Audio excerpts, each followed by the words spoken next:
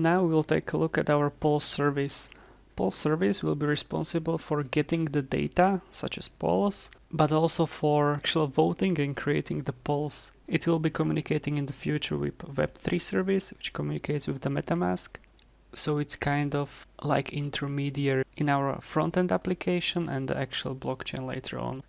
Because we have made the structure like this, we could even switch the Web3 service with another backend or maybe even just JSON file, and our whole front-end application would still work, because as long as we implement the functions for getting the polls, creating the polls and voting in our poll service, our application does not care about that, how we get the data. This way we decoupled our front-end application completely. So let's go back to code and start generating the poll service. Again, we'll use the Angular CLI, writing ng generate service and the name of the service.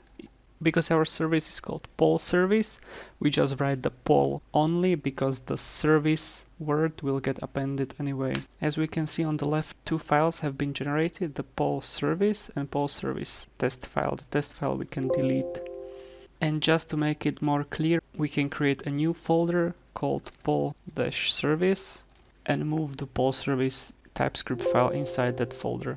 What we have to do is in app.module.ts we also need to specify the provider, which is our PollService, and import it, so then we can inject it to our app component later on. In the PollService TypeScript file we can see that this is PollService, which is injectable, and here we can implement the functions which we need. In here we probably need to create at least 3 different functions, one to get the polls, one for voting, and last one for creating a poll. Let's start with get polls. So I can already tell you that getting the polls, whether it is from the backend server, from blockchain, it's asynchronous call, meaning it will take some time. So our type for this function we can choose either to be promise or to be observable, so we can get to real life situation as close as possible. So it is up to you if you want to return the promise of polls or if you want to return the observable. I think I would go with the observable.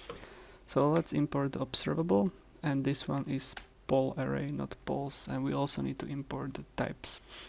And note that observable is being imported from RxJS. If you would like to know more about observables and RxJS, you can read about their documentation. They have a very nice website where you can learn about how to create observables, how to merge, join them, and so on. But I will keep it very simple, so you don't need to know in the beginning much about them. So if you want to return the polls, let's go to app component and get the polls which we created there.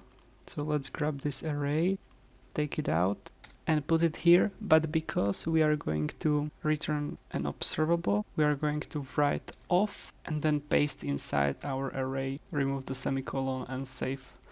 So this converts our array to observable. As you can see, the signature is now satisfied. But to make it even a bit more realistic and to prepare us for connecting with the blockchain, we can also write at the end .pipe, and inside the pipe write delay and 2 seconds. This means this observable will return the result after the delay of 2 seconds or 2000 milliseconds. So the array of our polls will be returned after the 2 seconds. And we need to import the delay from RxJS operators. Now in our main app component we have to fix these polls, because now the polls are not static array, but we have to get it from our service. So in our component we need to create a constructor, inject our poll service, let's call it PS, and give it a type of poll service.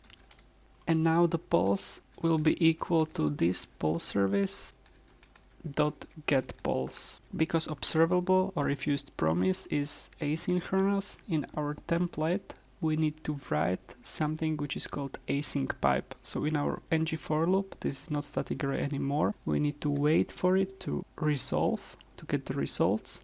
So we write async.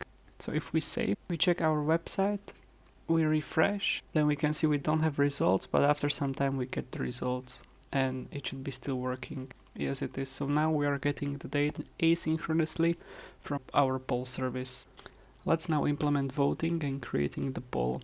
For voting, we'll probably need to know the poll ID, which will be number, and we'll also probably need to know the vote, meaning which radio button you pressed. So let's call this vote number, and let's be it type of number. And we'll just console log it here, because we don't have anything else implemented, so we just want to make sure our service is getting the correct data. Let's say poll ID and vote number. For creating the poll, we'll probably need to know the poll question.